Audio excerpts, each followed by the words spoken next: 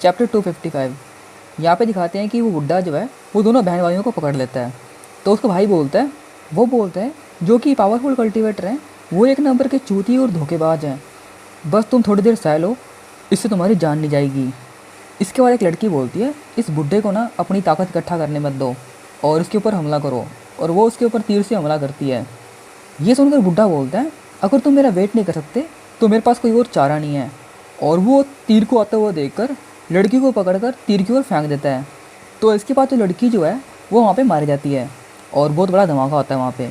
और वो लड़का जो है वो शौक होकर बोलता है, नहीं ये ऐसा नहीं हो सकता, वो मेरी आखिरी फैमिली मेम्बर थी जो इस धरती पे ज़िंदा थी।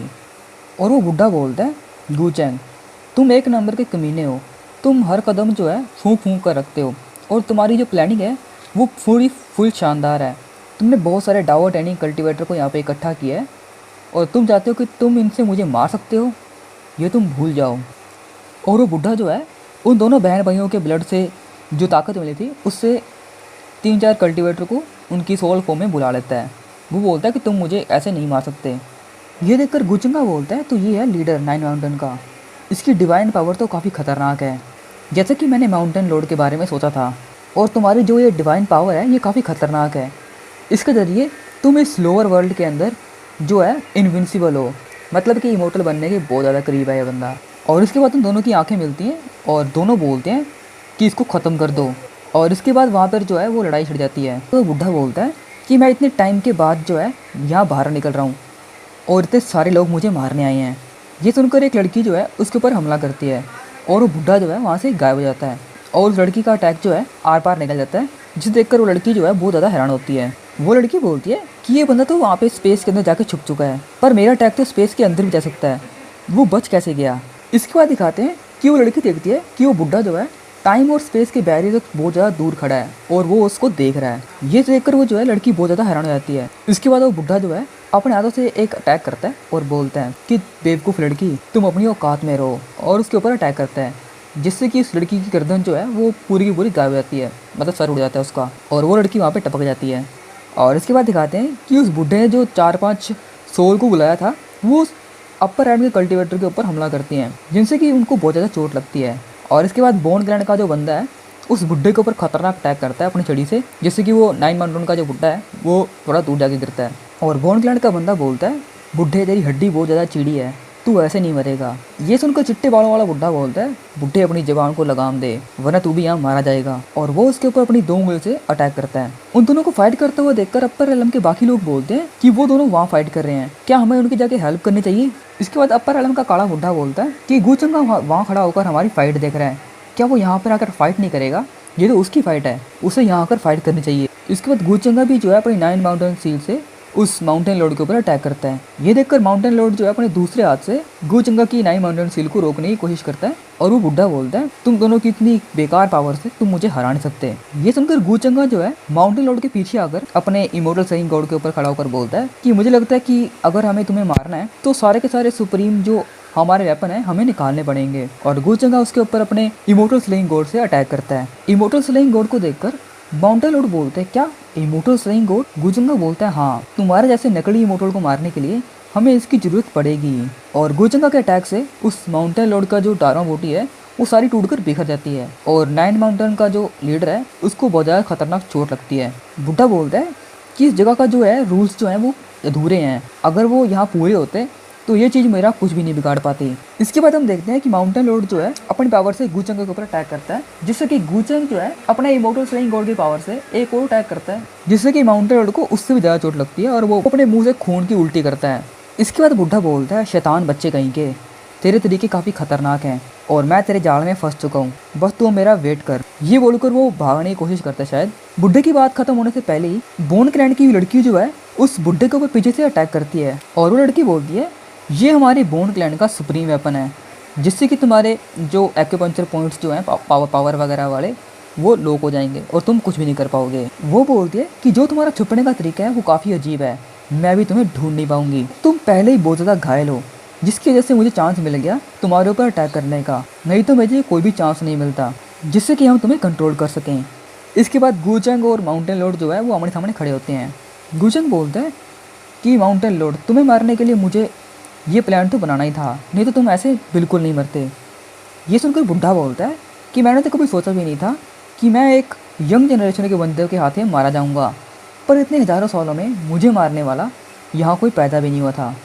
और बातों बातों में वो बुढ़ा जो है गूचंगा को जूनियर बोलता है, पर गूचंगा बोलता है कि तुम मुझे जूनियर कैसे बोल रहा है, अगर मैं तुझे अपना असली नाम बता दूँ तो ये सुनकर तो तेरी गांडी फट जाएगी बुढ़े।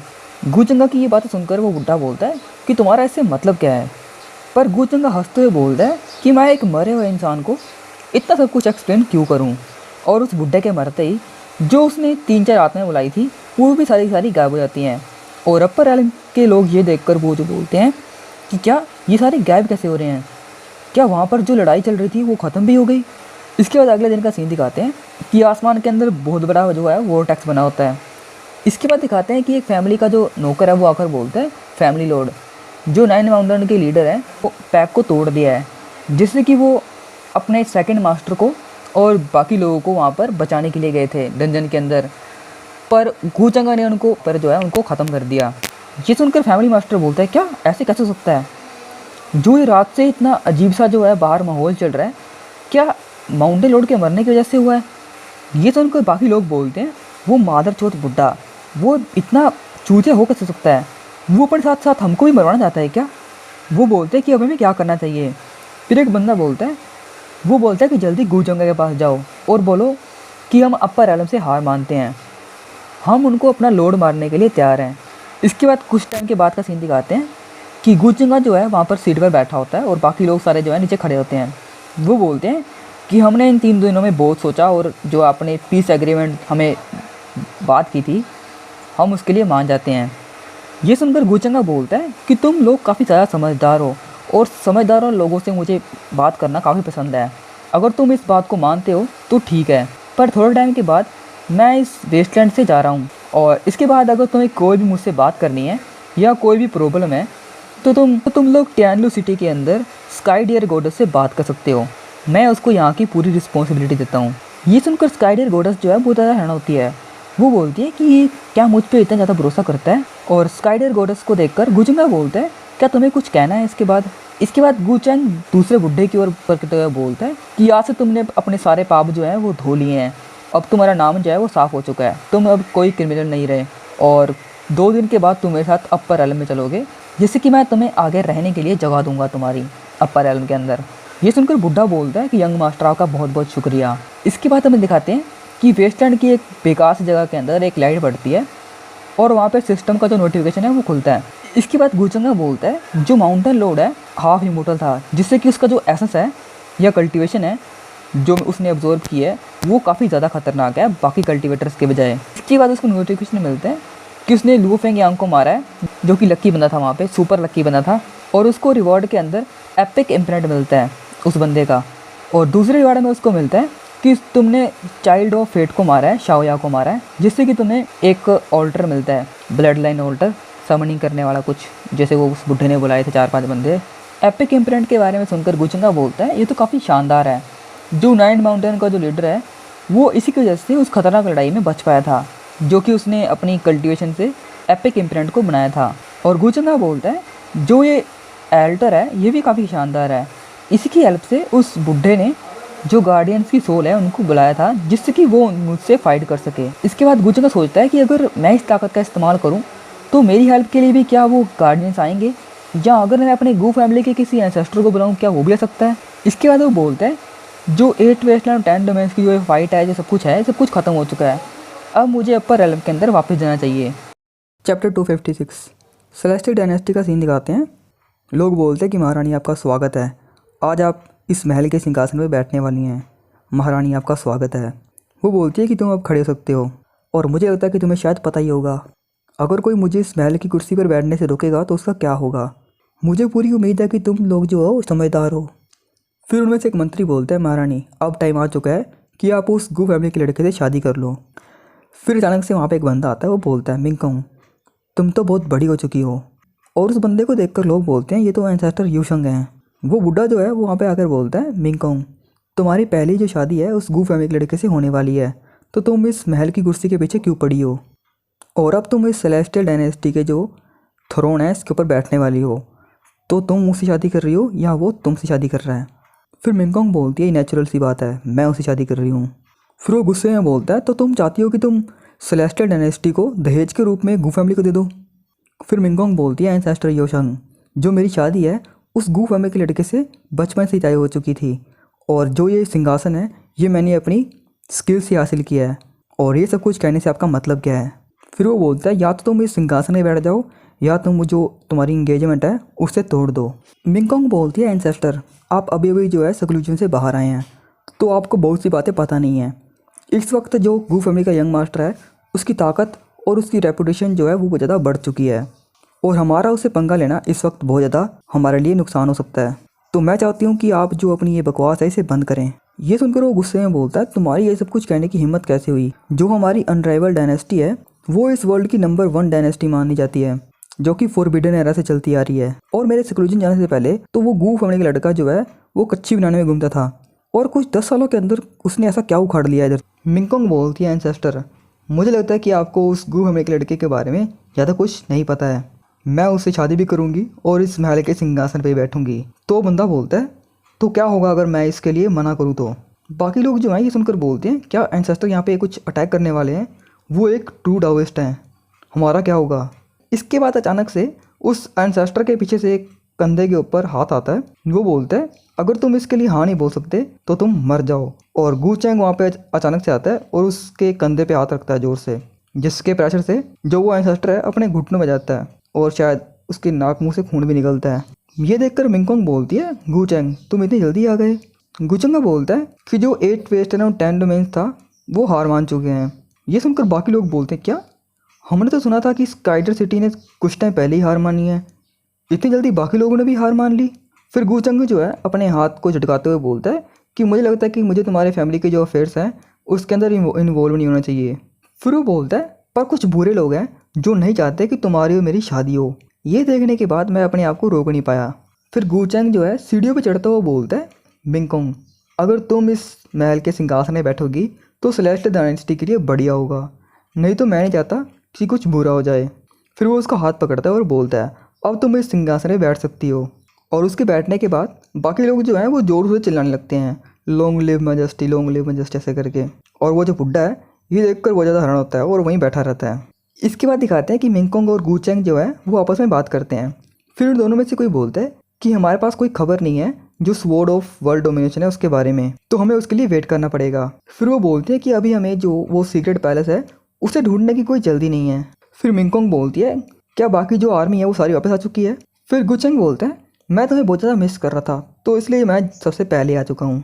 मिंगकोंग बोलती है कि मैंने सुना है कि तुमने वहाँ पे एक कॉन्क्यूमाइन भी बनाई है, क्या तुम मुझे बहुत ज़्यादा मिस कर रहे थे इसलिए? फिर गुचेंग बोलता है, ये तो बस सारे रूमर्स हैं, उसे तो बस एक रोल चाहिए था, मैंने उसे ये कॉन्क्यूमाइन वाला रोल दे दिया है।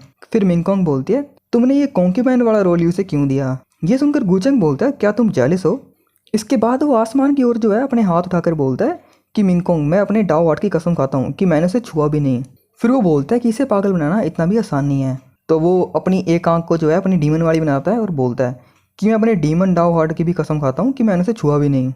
ये सुनकर मिंगकोंग जो है वो ब्लश करती है, वो बोलती है कि अंदर आ जाओ।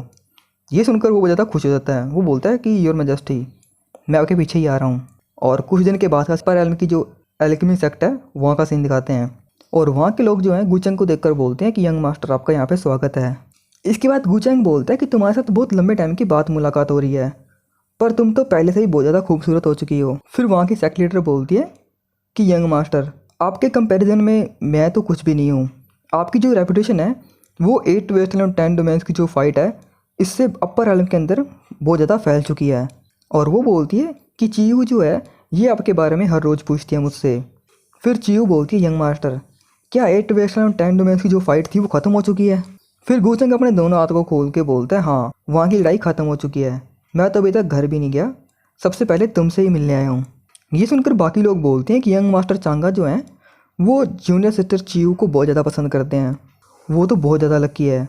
ये सुनकर वो चीयू जो है वो तो रोने लग जाती है, वो बोलती है यंग मास्टर, और जाके उसके गले लग जाती है। इसके बाद गुचेंग बोलता है कि मैं देख रहा हूँ कि तुम यहाँ पे बहुत ज़्यादा खुश हो और तुम ऑलमोस्ट सेक्रेट रेल्म के अंदर पहुँचने वाली हो, ये देखकर मैं बहुत ज़्यादा खुश हूँ। फिर वो चीयू बोलती है, यंग मास्टर, क्या इस बार आप कुछ दिनों के लिए यहाँ पे रुक सकते हैं? ये सुनकर गुचंगा बोलते हैं हाँ, इस बार मैं जो है यहाँ पर कुछ दिनों के लिए रुकने वाला हूँ। ये सुनकर चियू जो है वो बहुत ज़्यादा खुश हो जाती है। वो बोलती है कि यंग मास्टर ये तो बहुत बढ़िया है। उन दोनों की बातें सुनकर जो सेक्रेटर है वो बोलती है कि तुम्हें प्राइवेट जाके ये सब कुछ करना चाहिए। इसके बाद रात का सीन दिखाते हैं। वो दोनों जो है वो खाना वगैरह खाते हैं। वो बोलती है कि इसका फ्लेवर कैसा है। फिर गुचंगा बोलता है क्या ये सब कुछ तूने बनाया है? वो लड़की बोलती है कि यंग मास्टर मैं खाना बनाने में इतनी अच्छी नहीं हूँ, अगर मुझसे कोई गलती हो जाए तो मुझे माफ़ करना। फिर गुचंगा बोलते हैं क्या तुमने वॉयलेट सुप्रीम सेक्ट के जो एल्केमी के फॉर्मूले हैं वो सीख लिए? फिर वो लड़की जो है वो उदास होकर बोलती है यंग मास्टर मुझे इसके लिए माफ़ करना। फिर गुचंगा बोलता है कोई बात नहीं, और उसको उसकी कमर से पकड़ के अपनी गोद में बिठा लेता है। वो बोलता है इससे कोई फ़र्क नहीं पड़ता, आगे से तुम और भी ज़्यादा मेहनत करना। ये सुनकर चियो की आंखों के अंदर पानी आ जाता है। वो बोलती है कि ये अभी भी वैसे ही जेंटलमैन है, इनसे कुछ टाइम के बाद मिलना ही मेरे लिए सौभाग्य की बात है।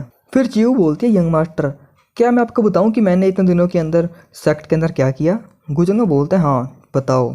फिर कुछ दिनों के बाद गुचंग जो है अपनी इमोर्टल गू फैमिली के अंदर वापस आ जाता है। फिर गुचंगा जो है वो वापस आके बोलता है क्या सियनर घर पे है? फिर वहाँ की एक लड़की बोलती है यंग मास्टर जो सियनर है वो बाहर गई हुई है कल्टीवेशन के लिए। फिर गुचंगा बोलता है ये छोटी लड़की फिर से एडवेंचर के लिए बाहर निकल गई है, इसकी ताकत इतने टाइम के अंदर बिल्कुल भी नहीं बढ़ी है, पर फिर भी ये इतनी बिजी है। फिर गुचंगा पूछता है कि अपर realm के अंदर इन दिनों के अंदर कुछ हुआ है?